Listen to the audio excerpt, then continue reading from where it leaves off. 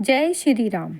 आज हम आपको सुनाने जा रहे हैं रामनवमी की कथा। हिंदुओं के लिए चैत्र का महीना बहुत ही शुभ और पवित्र होता है। इस महीने में माँ दुर्गा के साथ साथ भगवान श्री राम की भी पूजा आराधना की जाती है। आपको बता दें, चैत्र महीने के शुक्ल पक्ष की नवमी तिथि को भगवान श्री राम का जन्मोत्सव यानी कि रामनवमी मनाई जाती है। इस दिन माँ सिद्धिदात्री माता के साथ साथ भगवान श्री राम की विशेष पूजा अर्चना की जाती है।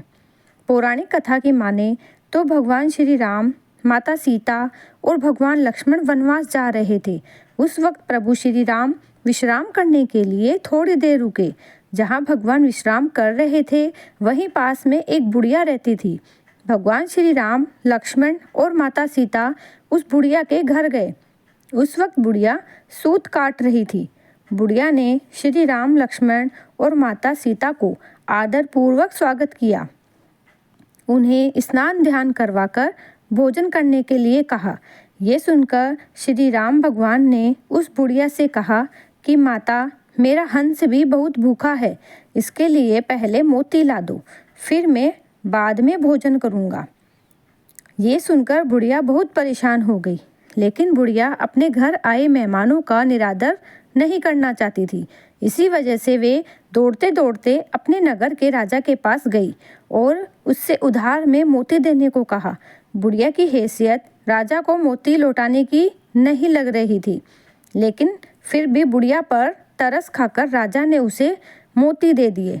बुढ़िया दौड़ते हुए उस मोती को लाकर भगवान श्री राम के हंस को खिला दिया।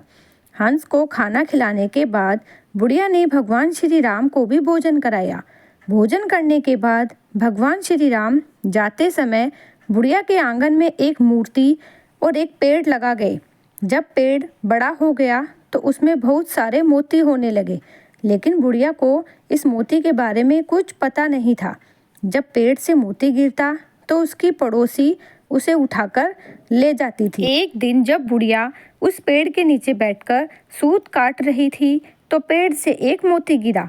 बुढ़िया ने मोती के गिरते ही उसे उठा लिया और उसे राजा के पास ले गई। बुढ़िया के पास इतने सारे मोती देखकर राजा को बड़ी हैरानी हुई। राजा ने बुढ़िया से पूछा, तुम्हारे पास इतने मोती कहाँ से आए? तब बुढ़िया ने अपने राजा को बताया कि उसके आंगन में एक मोती का पेड़ है। ये सुनकर राजा ने तुरंत उस पेड़ को अपने आंगन में लगवा लिया, लेकिन भगवान श्री राम की कृपा से राजा के आंगन में लगा हुआ मोती का पेड़ में मोती के बजाय कांटे लगने लगे। एक दिन उसी पेड़ का एक कांटा रानी के पैर में चुभ गया। रानी के पैर में कांटा चुभने के बाद उन्हें बहुत पीड़ा हुई। वो चिल्लाते चिल्लाते राजा के पास गई।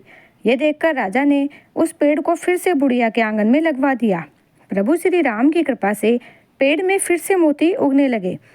अब जब पेड़ से मोती गिरता, बुढ़िया उसे उठाकर प्रभु के प्रसाद के रूप में सभी को बांट देती थी। बोलिए जय श्री राम।